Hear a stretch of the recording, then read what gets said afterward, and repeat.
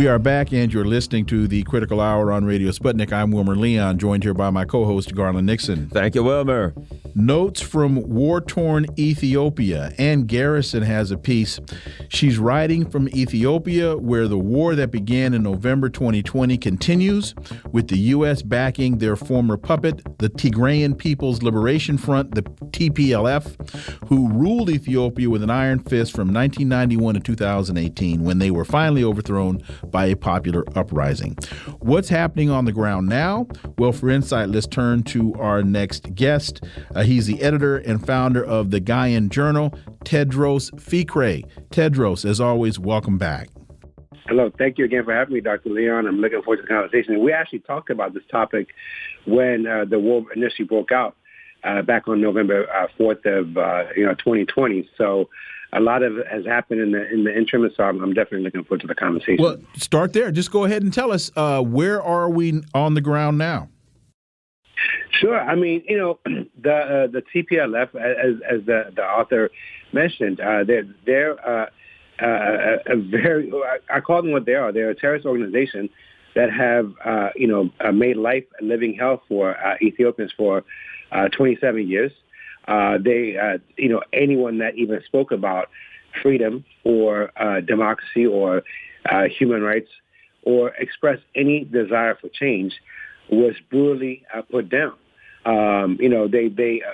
Ethiopia, in terms of for a few, in terms of this whole notion of economic development that comes at the cost of the people, it was great for a few, but it was a hardship for many.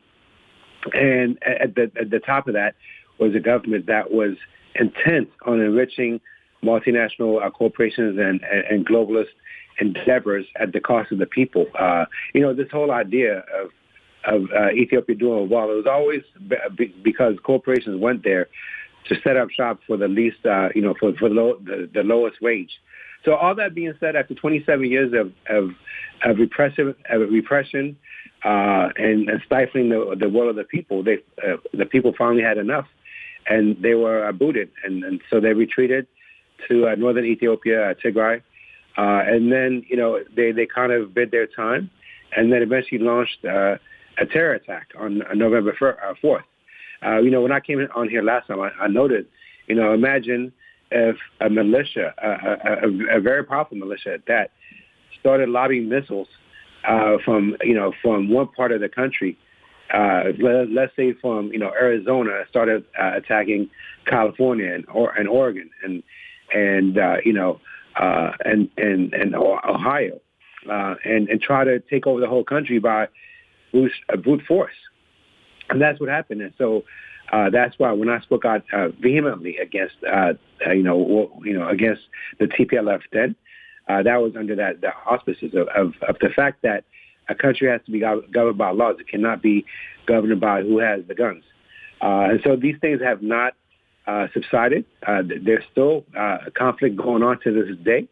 And sadly, what has happened is there's been a very slick and a cunning ploy to turn the TPLF regime into some type of the good guys in this whole thing, that they're the ones that are being repressed. This is like Pol Pot being painted as some type of freedom fighter. And I've always known mainstream media to present a false narrative, but even by their standards, what's been taking place in Ethiopia has been shocking. And a lot of this is because the TPLF they spent 20, close to 30 years fostering relationships, sending a lot of people overseas and very, in ways that were very strategic, and placing them in institutions that have the means to bend public opinion, and they've been doing that. And so to this day, the TPLF is doing what they're doing, and the war is not ending, and they're still being presented as the freedom fighters and all this. And they never were. They were the freedom deniers. It's funny you mentioned Pol Pot because the U.S. actually supported the Khmer Rouge for years, but which why wouldn't we?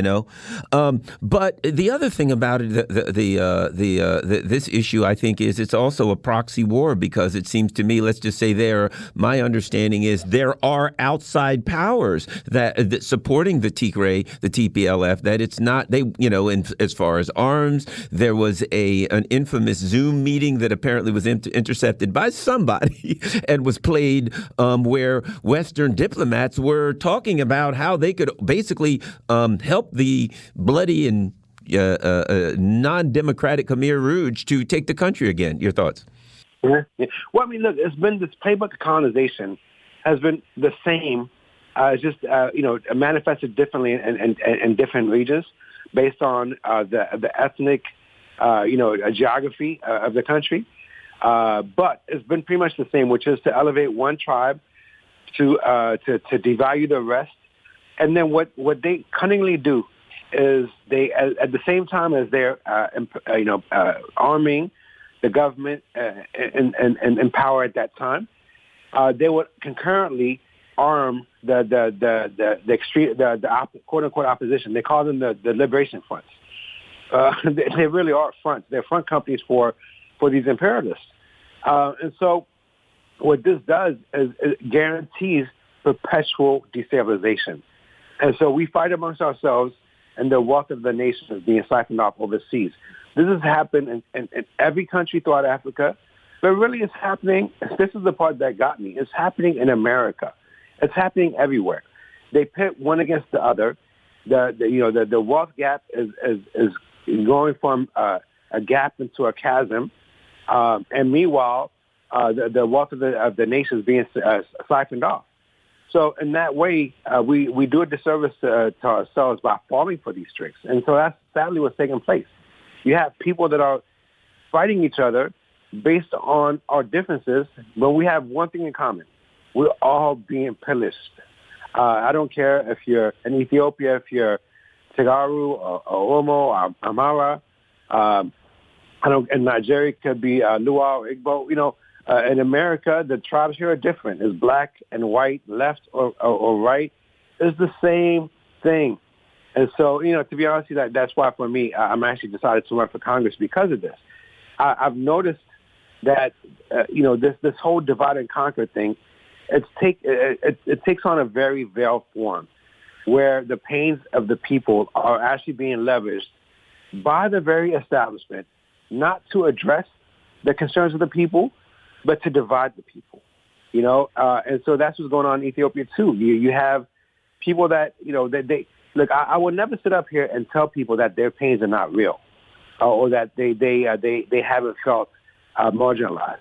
But the problem becomes when you take your feelings of oppression and then, cast that wide net onto people that likewise have been marginalized throughout their history. So it's victim versus victim, while everyone's getting victimized, and that's exactly what's taking place in Ethiopia right now. We have we've got about 6 minutes left. Two things. One, you mentioned people who spoke out for freedom were violently put down.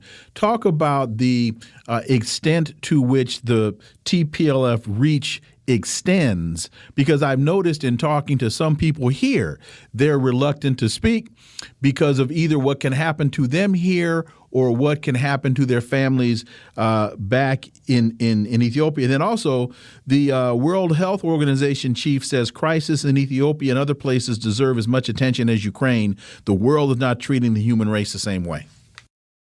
Yeah, Dr. Tedros Adhanom talking about crisis in Ethiopia needs attention. It's kind of like, Goebbels talking about anti-Semitism. He is the main one that was purveying all kinds of horrors. Let's talk about him for a second.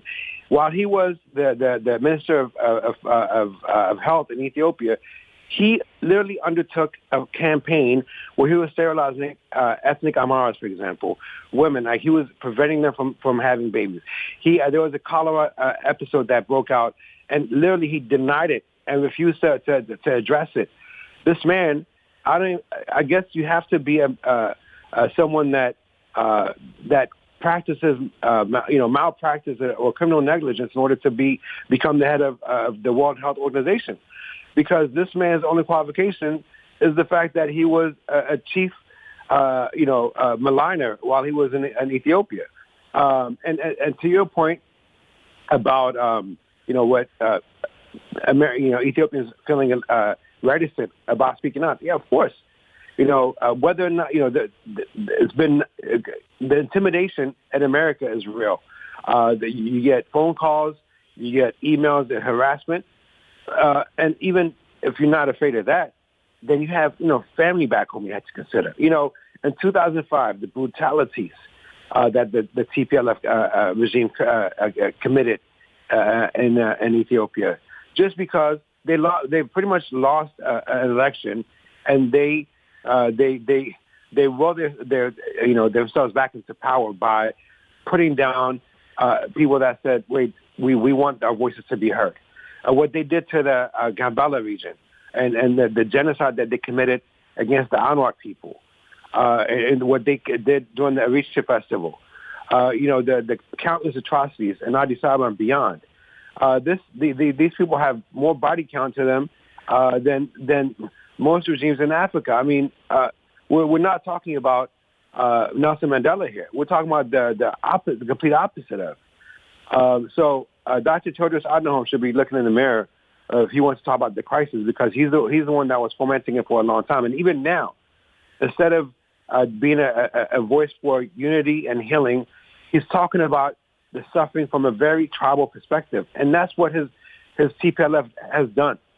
They foster tribalism and make us forget about our common humanity, and that this is essentially what they call it ethnic federalism. It's apartheid. So this is the basic premise of colonization. You apartheid means aparthood. You separate people into different neighborhoods and you pit them against each other. So again, this is what's going on in Ethiopia, and my fellow Americans, we need to realize that the same deception is being foisted upon us here in America as well. Or even when you look what he says people are dying of starvation, and he cited the Tigray region of Ethiopia only. And then later on, when he says one of the worst sieges in history by both Eritrean and Ethiopian forces. He doesn't mention that the TPLF is doing anything. So even here, he's parroting the NATO, U.S. empire. We got to get there and do something. It almost sounds like he's calling for military intervention against the Ethiopian forces on behalf of the Tigray region. Got about 30 seconds. Yeah, he's essentially asking for outsiders to bomb the hell out of Ethiopia. If this is not treasonous, I don't know what is. How about this? How about I'm running for Congress on one of these basic premises. We stop meddling in the affairs of other countries, stop arming extremists, and mind our business so that we could actually build up America instead of spending trillions of dollars destabilizing the world. Let us focus on America and rebuild America. And so that's where I stand on this issue as well. Tedros Fikre, thank you so much for your time. Greatly, greatly appreciate that analysis.